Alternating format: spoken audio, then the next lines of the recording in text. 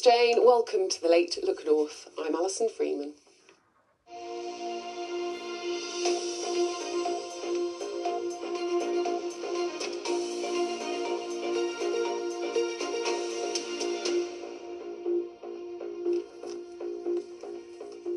Good evening.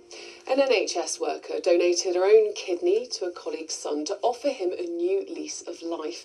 But after 3.5 years of good health, the kidney is starting to fail. And Will Postkate from Teesside needs a new one. Stripwin Cup has the story. Will loved sport and was always fit and active before his health deteriorated. In a 24-hour day, I was spending 20 of it asleep.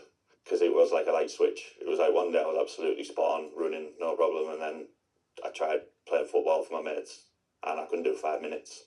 Will needed a new kidney, but none of his family were a suitable match. That's when Susan stepped in. You all right? Yeah. How are you doing? Cold. Susan worked alongside Will's mother at James Cook Hospital and was aware of his health problems. And after talking to her family, she agreed to donate her kidney. We were at work when she got the news that he was going on the transplant list. I just thought, I can't just sit back and do nothing. What if nobody sort of does anything? You'd like to think that if you're in the same boat, somebody would be out there to do the same for you. After the kidney transplant, Will said his life changed. I can feel the warning signs. He watched Oasis and celebrated Newcastle's League Cup success. It was like the first time in my adult life I'd been normal. Everything was brand new. You know, being healthy again was brand new. I'd never felt that level of energy. I'd never gone a day without napping for 2 or 3 hours a day. You know, it was like all of a sudden I was able just to rely on a night's sleep. But 3.5 years on, Will's kidney is starting to fail. He's on dialysis and is again needing a new transplant. Now Susan is hoping to encourage others to come forward as living kidney donors. It's not affected my life in any way. Obviously, yes, an operation. There's risks involved, but I am totally normal, or as normal as he ever was. Realistically, I'm a stranger to Will, you know, and it was meant to be. I'm a match and was willing to do it. Will is having his latest dialysis treatment tonight while he waits for a new kidney. A lot harder second time round because I've had 3.5 years of full life and I've made the most of it. It's like I said, I don't get better by sulking, so I've just had to get on with it. It's proper rubbish second time round because I've experienced good health. Will says he's sharing his own story in the hope it will encourage more donors to come forward to give the gift of life. Student Cup, BBC Look North. People driving through Cumbria over the next few days are being warned about a second weekend of disruption. The M6 is closed in both directions from junction 39 to 40 around Penrith, while a new railway bridge on the West Coast Main Line is installed. The road's now closed and will open again at 5 on Monday morning. Bakery chain Greggs says weight loss drugs mean people want smaller portions, hitting the company's profits. Greggs previously said people's dietary changes led it to move away from its usual high-fat pasties, cakes and pastries. The firm's reported lacklustre profits and a muted forecast for the coming year.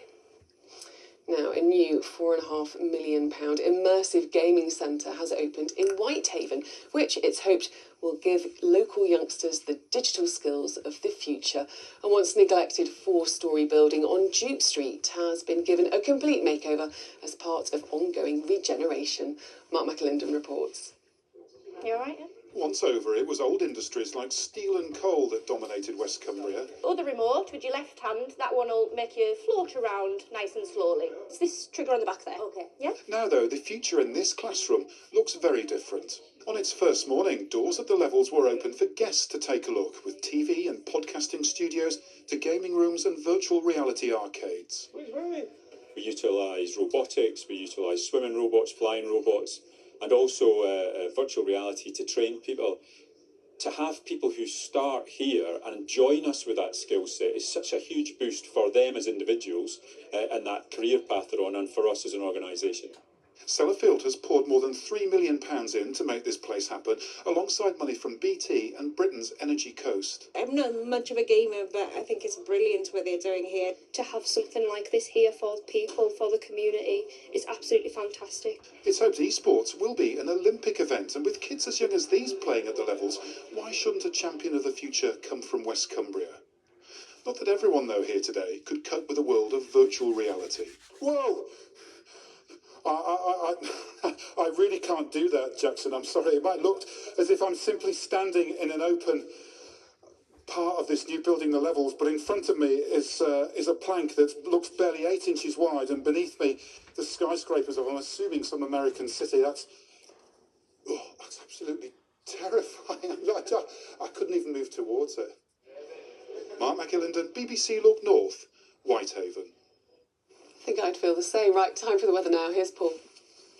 Good evening. Some more cold, wintry weather to get out of the way as we head into the weekend. But by the start of next week, things should be much milder.